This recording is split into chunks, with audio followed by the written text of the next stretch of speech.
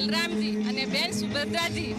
દર્શનના અંધેરો લાવો માણી આનંદનો લાવો માણી રહ્યા છે અને જે સૌએ નગરજનો ભક્તિમય કોમી એકતાના સાક્ષી બનીને અદ્ભુત દિવ્યતા માણી રહ્યા છે, જે આ ભગવાન જગન્નાથજીની અલૌકિક દિવ્યતા બનાવે છે, દર્શાવે છે અને સાથે સાથે સમગ્ર વર્ષ દરમિયાન અમદાવાદ શહેરને ભગવાન જગન્નાથજીના આશીર્વાદ અને સૌએ નગરજનોને શહેરીજનો માટે સુખ અને સમૃદ્ધિ લાવનારું રહે તેવી અભિલાષા રાખું છું। 2047 વિકસિત ભારતને સાર્થક